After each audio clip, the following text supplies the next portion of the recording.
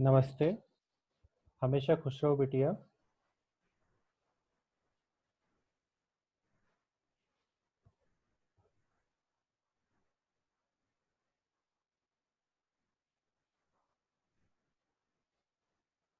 So in the last class, the last digital session, we studied about opium, its active ingredients, and its symptomatology. Today we will continue opium. So this is Dr. Gaurav Gupta, Assistant Professor, Faculty of Homeopathic Science, Department of Forensic Medicine and Toxicology, Jyoti Vidyapeeth, Women's University. So continuing with the opium poisoning, in the previous session, we studied about acute poisoning of opium.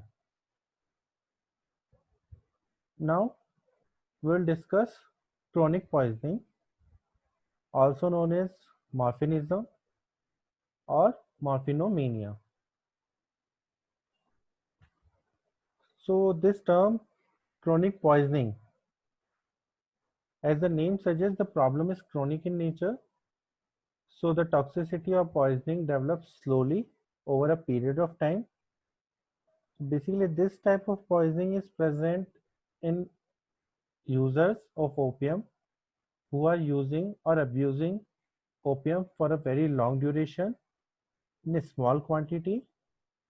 So there are two things. One is quantity is small, and second thing is long-term abuse. Usually opium is used as an aphrodisiac and to produce a sense of euphoria. As the user of opium feels well-being, he feels excited after taking opium.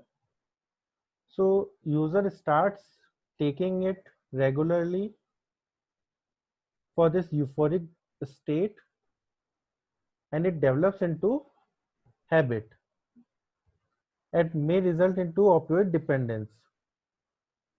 So opioid dependence is may also present in patients with chronic pain syndrome. The patients which are suffering from chronic pain or any condition having pain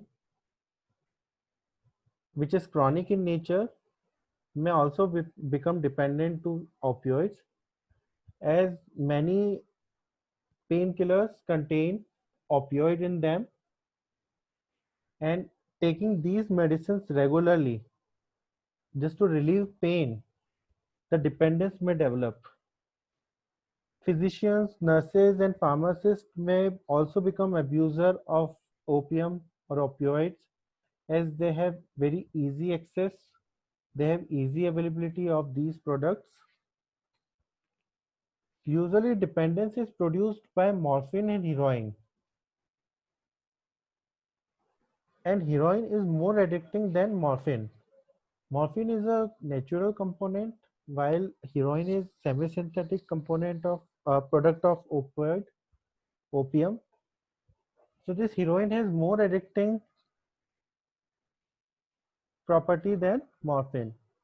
Addicts can tolerate 3 to 6 grams of opioid per day, and the symptoms are usually having dry skin.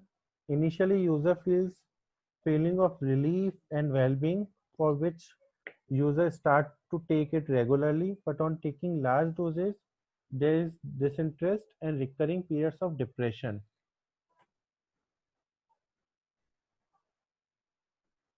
The abuser becomes restless and irritable, sleep is disturbed by dreams, and he becomes insomniac. He is unable to sleep. There is loss of memory, there is mental fatigue, and decrease in intellectual level and moral deterioration. Hallucinations may also occur. The victim may suffer from constipation, pupils become contracted, anorexia may develop, which results into emaciation and weakness. It may also develop impotence. So what is the treatment? The treatment is slightly varied in acute poisoning case and case of chronic poisoning. In acute poisoning, as is ingestion of large dose, gastric lavage is performed so that the remaining part of poison can be removed from the stomach and its absorption can be reduced. Activated charcoal is left in the stomach to absorb the narcotic. Bowel wash is done as it depresses the CNS activity, as it depresses the respiratory system. Airway should be maintained, adequate airway should be established, and if needed, endotracheal intubation can be done. Atropine is not recommended in opioid poisoning as it may cause death by paralyzing the motor and sensory nerves, just like morphine. Naloxone hydrochloride is a specific opioid antagonist, so it is very useful. Nalmefene is also a opioid antagonist.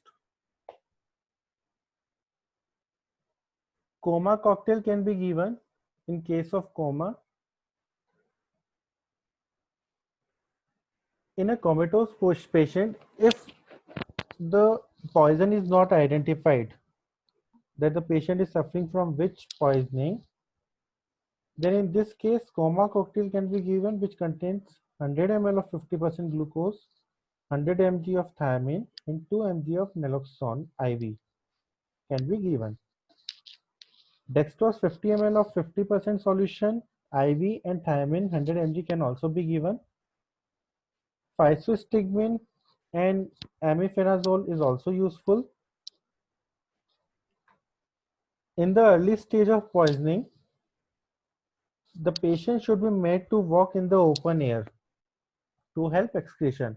If the patient is in early stage of poisoning or he has recently taken the opioid products, then he should be shifted to open environment, open air, and should be asked to walk.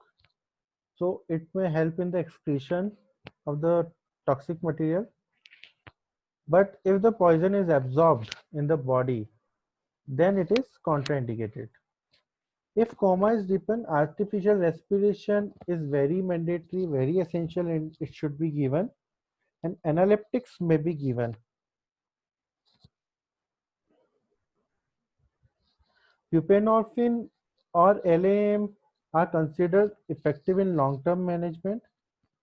And to manage other symptoms, symptomatic treatment should be given.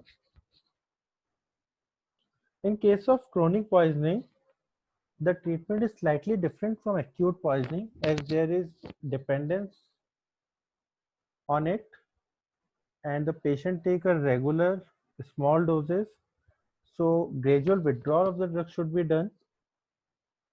Methadone can be substituted. Dihydrocodeine or codeine can be used. Propranolol is also useful. And tranquilizers or sedatives can be given at the bedtime to relieve craving. And the psychiatric counseling is very essential in these cases.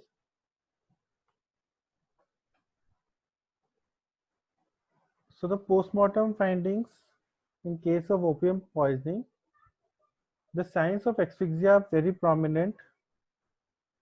The face and the nails become cyanosed. Cyanosis is present, which is prominent on face and nails. Froth can be seen at the corner of mouth and nostrils. Postmortem staining is very well marked and cyanotic changes are present. On the opening of body, if putrefaction is not set in, then smell of opium can be noticed. And on opening the stomach, remnant of opium may be found in stomach content. The trachea and bronchi are congested and are covered with mouth froth. The lungs show edema and congestion. There is also congestion of brain, meninges, and abdominal organs. The blood is usually dark and fluidy, and if the body is not taken for postmortem as early as possible, then opium may disappear from the cadaver. Now, the medico-legal aspects of the opium poisoning. It is used as suicidal poison as it causes painless death, but very rarely homicidal due to its taste, its odor. Poisoning is common in case of addicts, the person who is taking opium for a longer period on taking large dose can produce poisoning effect. Accidental poisoning is also present and it is also used as cattle poison to kill animals. It is also used to dope race horses and it is used to gain confidence for doing some bold act. So before performing any bold act or any criminal activity, the person take it to gain confidence to perform that act. So this session is powered by digital version 2.0 by Jyoti Vidyapeeth Women's University. I hope you are satisfied with my digital session. If you have any query, please mention in comment box and I will resolve it. Thank you.